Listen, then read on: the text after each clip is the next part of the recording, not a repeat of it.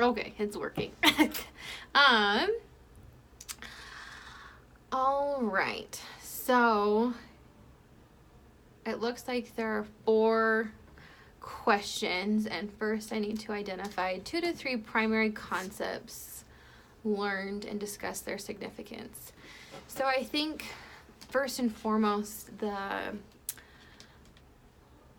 one of the most important things that I learned, that I've been trying to make a habit of even saying amongst the language arts department and different committees that I'm involved with and throughout the school, is utilizing person first language.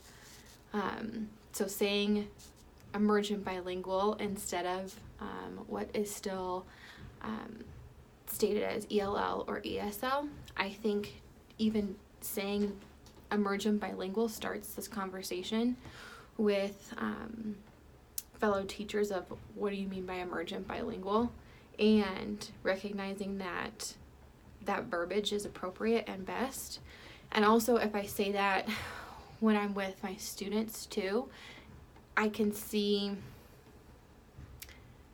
there's a different change. I feel like when I say the word emergent bilingual, or when I say that this student is emergent bilingual, even with like my ECAP that I had last week, then it gets people talking, it gets people thinking about different things. That it's not this box of English second language. So having this focus on English, it's this focus on language itself. I think another concept would be really dissecting and going through the laws on the books with a fine-tooth comb for the presentation and for my paper. And also throughout our class, we're looking at specific laws, specific court cases in which there's a pattern of injustice, there's a pattern of inequity, and even when somebody thinks that they have a policy that is equal, or when they're using language, just like an inciting change, that is appropriate, it's not. And that it's always going to be, I think, a growing process, a learning process, and that if we think that it's ever done, it's not. That especially what comes to mind is in Marilee's book about that the school didn't think that what they were doing was wrong.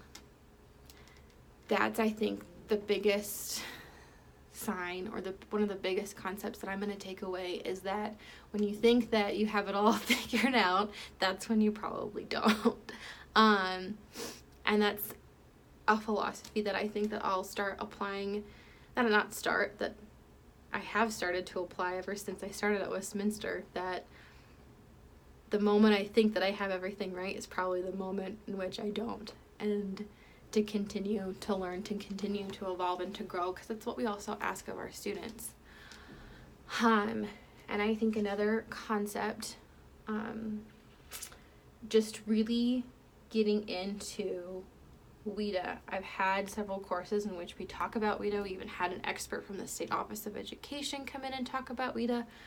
But to see the application and to practice differentiating instruction in the moment, I think really helped me to have a real world application in the moment with a tool that has been proven to work. I think sometimes personally I get too into the problems and it gets a little too dark, and so really seeing a solution was super empowering and helped me help my students. And I think that's one of the most important things too. What is my responsibility as an educator to emergent bilingual students in classes and in all public schools? This, I think, is one of the biggest questions that I wish more teachers, more schools would ask of themselves. I started this position knowing that I needed to be an advocate, but today I did not know the depth of what I needed to be as an advocate for my students until this second degree. And going through all of the policy, reading all of the work behind the concepts that we've discussed in class, like translanguaging and Jacob's presentation about CRT, there isn't going to be an end of the advocacy work that we need to do, that we're responsible as educators to complete, not just in our classroom. We can't have this blanket, vanilla multiculturalism, we're going to put a Band-Aid on a cancer, that I think a lot of schools have started to do. For example, East has the AVID program. I think AVID is great and amazing, but it has many, many flaws, and the way that it's been rolled out hasn't discussed the why that we need it, and the responsibility of teachers in the classroom, but also the responsibility of our administration and our community and district. I think that has not been fully developed at all. And that's something that I want to work on for a long time to get to that level, but it's not an overnight thing. Why is it important that we educators are knowledgeable about our students' linguistic and cultural diversity? Well, to put it simply, we need to know who our students are in order for them to learn. Our students will learn when we're focused on them, when we're focused on their needs. And if a student is in the classroom and they're not represented in that classroom, in that school, then why should they be learning in that classroom? Why should they be learning in that school? There's no incentive for them to feel valued, or that their truth, their experience is valued in any way. Furthermore, in schools that are predominantly white, or schools that have predominantly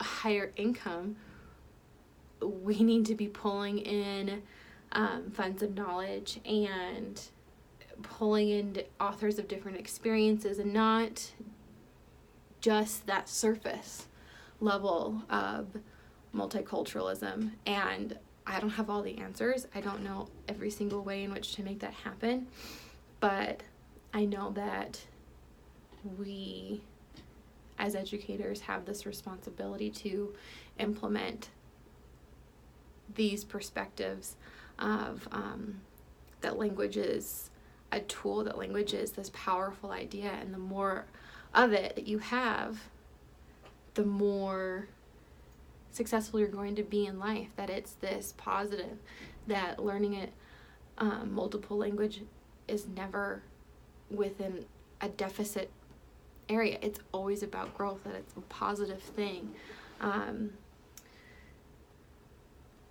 I feel like best takeaway, what is the best takeaway? That's really hard. Honestly, this class has been my favorite one in the MED program, I think, because I've been asking why for a lot of the questions that I've had about concepts or tools or policies or ideas that have been presented in the MAT program, and I didn't have connections with it until I understood. It's exactly in the title of the course, Foundations. It's this foundation of,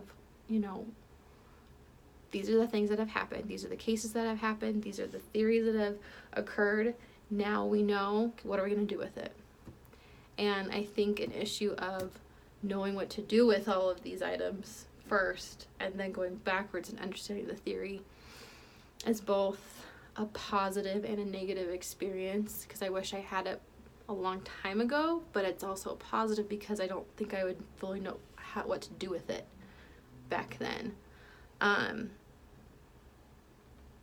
And it's continued this passion that I have for critical race theory, that I hope I can continue to pursue with an education, culture, and society program at the U. And that it's never an easy answer, but that there has to be more teachers that are trying to help change this system, and that we can't do it alone. Yeah. Well, I'm already at over 10 minutes, so I'm going to stop talking, but thank you, Anna, and I'm doing this on my lunch, so I will see you in just a few hours.